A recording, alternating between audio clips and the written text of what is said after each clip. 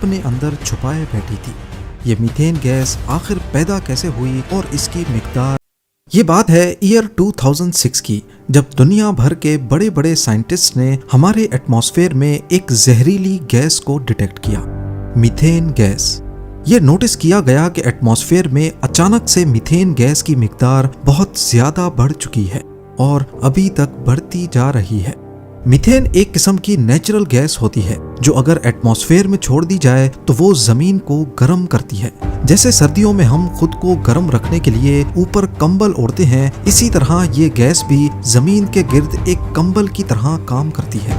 अंदर की गर्माइश अंदर ही रहती है और जमीन को और ज्यादा गर्म करती है। मीथेन गैस आम कार्बन डाइऑक्साइड से भी ज्यादा गर्म करने का काम करती है। 2006 में जब ये अचानक बढ़ने लगी तो साइंटिस्ट ने समझा कि शायद ये इंसानों की वजह से पैदा होने वाली पॉल्यूशन से बढ़ रही है, लेकिन जांच करने पर जो मालूम पड़ा वो देखकर सब हैरान रह गए। ये एक बहुत बड़ा राज था जो हमारी जमीन अब लगातार बढ़ क्यों रही है। साइंटिफिक कम्युनिटी किस तरीके से मीथेन गैस को डिटेक्ट करती है और सबसे बढ़कर ये मीथेन गैस दुनिया के खत्म होने की निशानी है या फिर किसी बहुत बड़े क्लाइमेट शिफ्ट का इशारा। ज़ेम टीवी की वीडियोस में एक बार फिर से खुशामदीद। नाजरीन, साइंटिफिक कम्युनिटी ये बात पहले से जानती थी कि एटमॉस्फेयर में मीथेन का स्पाइक आम तौर पर हर 1 लाख साल में एक बार आता है और ये मालूमात ऐसे पता चलती है कि एंटार्क्टिका और ग्रीनलैंड जैसे बर्फानी इलाकों में ड्रिलिंग करके बर्फ निकाली जाती है, जिसे आइस कोर कहते हैं। मान लें कि हर साल एंटार्क्टिका में 1 मीटर बर्फ पड़ती है। इस बर्फ में एटमॉस्फेयर की हवा भी ट्रैप हो जाती है और फिर अगले साल उसके ऊपर नई बर्फ की लेयर आ जाती है। जब गहरी ड्रिलिंग करके आइस कोर निकाला जाता है तो वो अपने अंदर किसी टाइम मशीन की तरह हजारों लाखों साल पुराने एटमॉस्फेयर का रिकॉर्ड छुपाए बैठा होता है और फिर उससे अंदाजा लगाया जाता है कि कौन सी सदी में एटमॉस्फेयर में कौन सी गैसेस थीं और कितनी मिकदार में थीं। इसी तरीके से साइंटिफिक कम्युनिटी ने पता लगाया कि अर्थ की हिस्ट्री में हर 1 लाख सालों के बीच एक पॉइंट ऐसा आता है जब एटमॉस्फेयर में मीथेन गैस बहुत ज्यादा हो जाती है। ये इस बात की निशानी होती है कि आइस एज खत्म हो रही है और अब अर्थ दोबारा गर्म होना शुरू होगा। जब आइस एज खत्म होना शुरू होती है तो सिर्फ 20-30 सालों में ही काफी सारी बर्फ पिघलकर अर्थ की हालत ऐसी हो जाती है जैसे आज का मौसम है। पर यहाँ मसला ये है कि मीथेन के ऐसे लेवल्स 12,000 साल पहले रिकॉर्ड हुए थे, जिसके बाद आइस एज खत्म होना शुरू हुई थी। तो अब इतनी जल्दी मीथेन एटमॉस्फेयर में फिर से क्यों बढ़ रही है? क्या हमारी जमीन किसी बड़े बदलाव की तरफ बढ़ रही है या फिर ये कोई नया खतरा है? इस राज को समझने के लिए हमें जमीन की हिस्ट्री देखनी पड़ेगी। हम इस वक्त अर्थ के एक ऐसे दौर में हैं जिसे क्वाटरनरी पीरियड कहते हैं। ये पीरियड आज से करीब 25 लाख साल पहले शुरू हुआ था और आज तक चल रहा है। इस क्वाटरनरी पीरियड के 2 हिस्से हैं। पहला हिस्सा था प्लेस्टोसीन इपॉक, जो करीब 25 लाख साल पहले से शुरू होकर 12,000 साल पहले तक चलता रहा। इस दौर में जमीन पर बार बार आइस एजेस आती रहीं, जिसमें जमीन का बहुत बड़ा हिस्सा बर्फ से ढक जाता, फिर हजारों सालों बाद बर्फ पिघलती और ज्यादातर जमीन खुश्क हो जाती, फिर बर्फ आती और ये साइकिल ऐसे ही चलता रहा। यही वो दौर था जिसमें इंसान भी आगे बढ़े और इसी दौर में बड़े बड़े जानवर जैसा कि मैमथ भी खत्म हो गए। और फिर आया क्वाटरनरी पीरियड का दूसरा हिस्सा जिसे हेलोसीन इपॉक कहते हैं। ये करीब 12,000 साल पहले शुरू हुआ और अभी तक चल रहा है। इस दौर में बर्फ काफी कम हो गई और जमीन का मौसम काफी स्टेबल और गर्म हो गया। इसी की वजह से हम इंसानों ने खेती बाड़ी करना सीखा। ग्लेशियर्स पिघलने से फ्रेश वाटर के रिसोर्सेज पैदा हुए और इंसानों ने पानी के करीब गांव बसाना शुरू किए। अब यहाँ एक छोटा सा कंफ्यूजन है। हम हेलोसीन में हैं, जो कि एक गर्म दौर है, लेकिन टेक्निकली हम अभी तक आइस एज में ही हैं।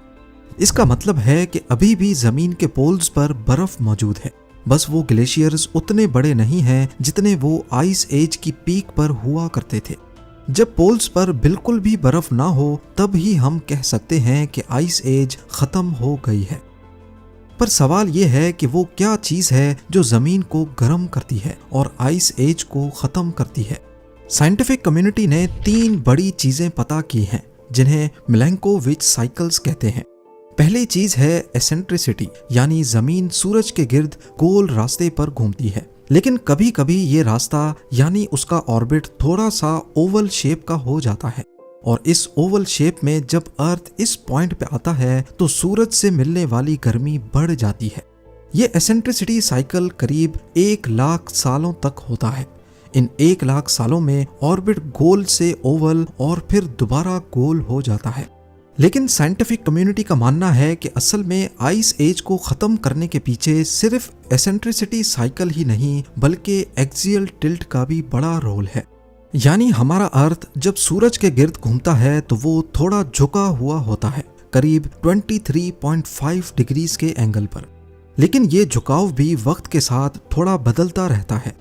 जब जमीन ज्यादा झुकी होती है तो पोल्स पर गर्मियों में ज्यादा शुआएं पड़ती हैं और वहां की बर्फ तेजी से पिघलती है।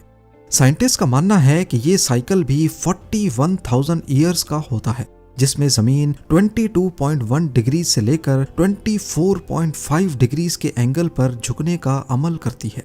और तीसरी चीज है प्रिसेशन, यानी एक्सिस का हिलना। जमीन का एक्सिस थोड़ा हिलता भी है जैसे एक लट्टू हिलता है। इसकी वजह से मौसम का टाइमिंग बदल जाता है। ये साइकिल भी करीब 19,000 सालों से 23,000 सालों का होता है। ये तीनों चीजें एसेंट्रिसिटी, एक्सियल टिल्ट और प्रिसेशन मिलकर जमीन को गर्म करने का एक साइकिल शुरू करती हैं। बर्फ क्योंकि सूरज की मैक्सिमम रोशनी को रिफ्लेक्ट कर देती है और जब सफेद बर्फ पिघलती है तो उसके नीचे की जमीन या समंदर सूरज की रोशनी के लिए एक्सपोज हो जाता है और उसका रंग सफेद नहीं बल्कि डार्क होता है, जैसा कि मिट्टी का कलर या ओशन के पानी का डार्क ब्लू कलर। और ये बात तो सभी जानते हैं कि डार्क कलर्स सूरज की रोशनी को अच्छी तरह एब्जॉर्ब कर सकता है। जब ज्यादा एब्जॉर्प्शन होती है तो ज्यादा बर्फ पिघलती है और ये साइकिल चलता रहता है। पर अर्थ तब मजीद गर्म होना शुरू होता है जब गर्मी की वजह से जमीन में छुपी हुई गैसेस जैसा कि कार्बन डाइऑक्साइड या मीथेन एटमॉस्फेयर में रिलीज होना शुरू होती हैं। ये गैसेस समंदरों में या जमीन के अंदर जमी हुई बर्फ, जिसे परमाफ्रॉस्ट कहते हैं, में कैद होती हैं। इन गैसेस के निकलने से जमीन और ज्यादा गर्म होती है।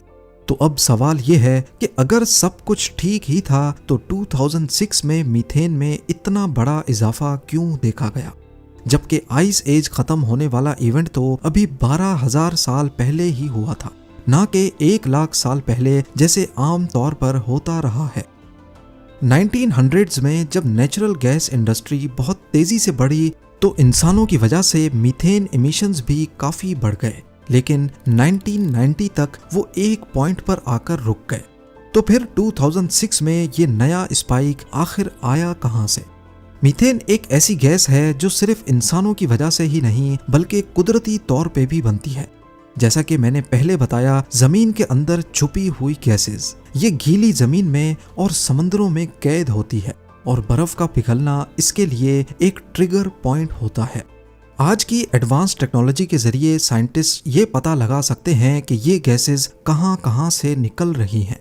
इसमें सैटेलाइट से एक खास वेवलेंथ की लेजर बीम जमीन पर भेजी जाती है। ये वेवलेंथ सिर्फ मीथेन गैस ही एब्जॉर्ब कर सकती है और जिन पॉइंट्स पर ये लेजर लाइट वापस रिफ्लेक्ट होकर सैटेलाइट तक नहीं पहुंचती, इसका मतलब है कि इस पॉइंट पर मीथेन गैस ने उसे एब्जॉर्ब कर लिया है। इस तरीके से साइंटिफिक कम्युनिटी ने पूरी दुनिया में मीथेन का एक मैप बनाया है। इसी टेक्नोलॉजी से नासा की टीम्स ने ईरान में एक बड़े कूड़े के ढेर के ऊपर 3 मील लंबा मीथेन का बादल मैप किया है। ये हर साल हवा में 73,440 टन मीथेन गैस छोड़ रहा है, यानी जितना वजन 180 बोइंग के जंबो जेट्स का होता है। और अगर घंटों का हिसाब लगाया जाए तो हर घंटे में 8,500 केजी। लेकिन इससे भी ज्यादा मीथेन तुर्कमेनिस्तान से निकल रही है। यहाँ ऑयल और गैस निकलने वाली जगहों पर 12 ऐसे पॉइंट्स मिले हैं जहाँ से हर घंटे तकरीबन 40,000 केजी मीथेन एटमॉस्फेयर में फैल रही है। लेकिन साइंटिफिक कम्युनिटी का मानना है कि 2006 के बाद मीथेन का स्पाइक सिर्फ इसी वजह से नहीं है। ये तो उसका आधा हिस्सा भी नहीं, बहुत बड़ा हिस्सा जंगलात में से रिलीज हो रहा है, खास तौर पर वो जंगलात जो पहले परमाफ्रॉस्ट के ऊपर मौजूद थे। अब क्योंकि परमाफ्रॉस्ट पिघल रही है तो जमीन के अंदर फॉसिल्स तेजी से डीकंपोज होकर मीथेन गैस छोड़ रहे हैं, जिसकी वजह से मीथेन गैस का स्पाइक देखा जा रहा है। मीथेन गैस का सबसे बड़ा मसला ये है कि अगर ये हवा में शामिल हो गई तो फिर इसे कलेक्ट करना काफी मुश्किल होता है। लैंडफिल्स में या गैस फील्ड्स में मीथेन गैस को कलेक्ट करना काफी आसान होता है, लेकिन जंगलात में से निकलने वाली गैस को कलेक्ट भी नहीं किया जा सकता। इवन कई मॉडर्न लैंडफिल्स में से मीथेन गैस को कलेक्ट करके उसे एनर्जी जनरेशन के काम में लाया जाता है, जिसका बाय प्रोडक्ट है कार्बन डाइऑक्साइड, जो खतरनाक तो जरूर है लेकिन मीथेन से कम। एटमॉस्फेयर में मीथेन गैस 10 सालों तक रह सकती है और उसके बाद वो कार्बन डाइऑक्साइड और वाटर वेपर में बदल जाती है। अब मसला ये है कि बेशक अर्थ में पहले भी ऐसे मीथेन लेवल्स डिटेक्ट किए गए हैं, जैसा कि 12,000 साल पहले, लेकिन जब भी जमीन ने इतनी ज्यादा मीथेन रिलीज की है तो वो आइस एज के खत्म होने का वक्त था।